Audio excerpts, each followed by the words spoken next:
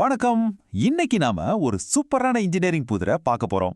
ஒரு சுவர் வழியா வெப்பம் போகும்போது என்ன நடக்கும்? பார்க்க சிம்பிளா இருந்தாலும் இதுக்குள்ள ஒரு செம இன்ட்ரெஸ்டிங்கான பிசிக்ஸ் ஒளிஞ்சிருக்கு. வாங்க அது என்னன்னு தெரிஞ்சுக்கலாம். சரி, இதான் அந்த புதிர். ஒரு ஃபர்னஸ், அதாவது உலையோட சுவர்ல 2 லேயர் இருக்கு. ரெண்டோட தடிமனும் ஒன்னு தான். ஆனா அதோட வெப்பத்தை கடத்துற திறனோட விகிதம் 3:2. இப்ப கேள்வி என்னன்னா, இந்த 2 லேயர்லயும் வெப்பநிலை வீழ்ச்சியோட விகிதம் என்னவா இருக்கும்? இத இன்னும் சிம்பிளா கேக்குறேன். ஒரு லேயர் வெப்பத்தோட சூப்பர் ஹைவே மாதிரி, இன்னொன்னு ஒரு குறுகலான டிராஃபிக் ஜாமான சந்து மாதிரி. அப்போ வெப்பம் எங்கே அதிகமா தடுமாறும், அதாவது டெம்பரேச்சர் டிராப் எங்கே அதிகமா இருக்கும்? இதத்தான் நாம இன்னைக்கு கண்டுபிடிக்க போறோம். ஓகே, இந்த புதிரை சால்வ் பண்றதுக்கு முன்னாடி நமக்கு என்னென்ன க்ளூஸ் கொடுத்துருக்காங்கன்னு முதல்ல தெளிவா புரிஞ்சுக்கலாம். அதுதான் ஃபர்ஸ்ட் ஸ்டெப். சோ நம்மகிட்ட ஒரு சாண்ட்விச் மாதிரி ஒரு சுவர் இருக்கு. அதுல 2 லேயரும் ஒரே தடிமன்ல இருக்கு. முதல் லேயரோட வெப்ப கடத்துத்திறன் 2வது லேயரை விட அதிகம். அதோட ரேஷியோ 3:2. சுருக்கமா சொல்லணும்னா முதல் லேயர் வழியா ஹீட் ரொம்ப ஈஸியா பாஸ் ஆகுது, ஆனா 2வது லேயர் கொஞ்சம் கஷ்டப்படுது. சரி, இப்போ இந்த புதிரோட ஆணி வேருக்கே வருவோம். இத சால்வ் பண்ணணும்னா தெர்மல் கண்டக்டிவிட்டி அப்படிங்கிற ஒரு முக்கியமான விஷயத்த நம்ம புரிஞ்சுக்கணும். வெப்ப கடத்துத்திறன், அதாவது தெர்மல் கண்டக்டிவிட்டி கேங்கிறது ஒரு மெட்டீரியல் எந்த அளவுக்கு திறமையா ஹீட்டை கடத்துதுன்னு சொல்ற ஒரு அளவு தான். சிலது தாமரம் மாதிரி ஹீட்டை வேகமா கடத்தும், சிலது மரம் மாதிரி ரொம்ப மெதுவா கடத்தும். இதை ஈஸியா புரிஞ்சுக்க வெப்ப ஓட்டத்தை தண்ணி ஓட்டமா கற்பனை பண்ணி பாருங்க. அதிக கண்டக்டிவிட்டி இருக்கிற ஒரு பொருள் ஒரு பெரிய அகலமான பைப் மாதிரி. அதுல தண்ணி எந்த தடையும் இல்லாம ஜாலியா போகும். ஆனா கண்டக்டிவிட்டி கம்மியா இருக்கிற ஒரு பொருள் ஒரு சின்ன அடைப்பு இருக்கிற பைப் மாதிரி. அதே அளவு தண்ணிய அது வழியா அனுப்ப நாம ரொம்ப ப்ரெஷர் கொடுக்கணும். இந்த உதாரணத்தை மட்டும் மனசுல வச்சுக்கோங்க, ரொம்ப யூஸ் ஆகும். இப்போ இந்த முழு புதிரையும் கண்ட்ரோல் பண்ற ஒரே ஒரு சிம்பிள் ரூலுக்கு வருவோம். இது ரொம்ப சிம்பிள், ஆனா ரொம்ப ரொம்ப முக்கியம். இங்க ஸ்டெடி ஸ்டேட் அப்படின்னா டெம்பரேச்சர்லாம் ஒரு சமநிலைக்கு வந்துருச்சு, நேரத்துக்கு நேரம் மாறாம இருக்குன்னு அர்த்தம். அந்த நிலைமையில முதல் லேயர் வழியா எவ்வளோ ஹீட் உள்ள வருதோ அதே அளவு ஹீட் தான் 2வது லேயர் வழியா வெளியேயும் போகணும்.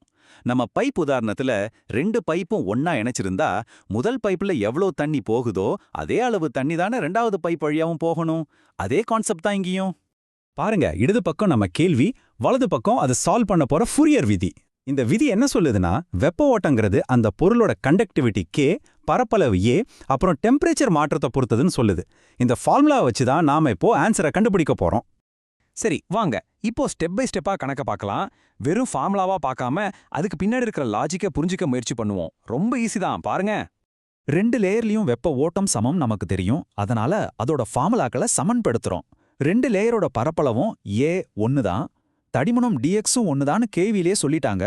அதனால 2 பக்கமும் இருக்கிற இந்த ஏவியும் டிஎக்ஸையும் நம்ம கேன்சல் பண்ணிடலாம். இப்ப பாருங்க, நமக்கு ஒரு சூப்பரான ரிலேஷன்ஷிப் கிடைச்சிருக்கு.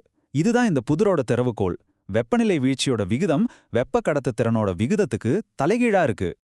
இதுதான் அந்த ஆஹா மொமெண்ட். அதாவது ஒரு பொருளோட வெப்ப கடத்துத்திறன் கம்மியா இருந்துச்சுன்னா அது வழியா ஹீட் போகும்போது டெம்பரேச்சர் டிராப் ரொம்ப அதிகமா இருக்கும். அதுவே கடத்துத்திறன் அதிகமா இருந்தா டெம்பரேச்சர் டிராப் கம்மியா இருக்கும். இது ஒரு அழகான இன்வர்ஸ் ரிலேஷன்ஷிப். ஓகே, இப்போ நம்ம கத்துக்கிட்ட இந்த அற்புதமான உண்மையை வச்சு புதிரோட ஃபைனல் ஆன்சருக்கு வரலாம் வாங்க. கேள்வியில நமக்கு கொடுத்த கண்டக்டிவிட்டி ரேஷியோ, அதாவது K1:K2 3:2.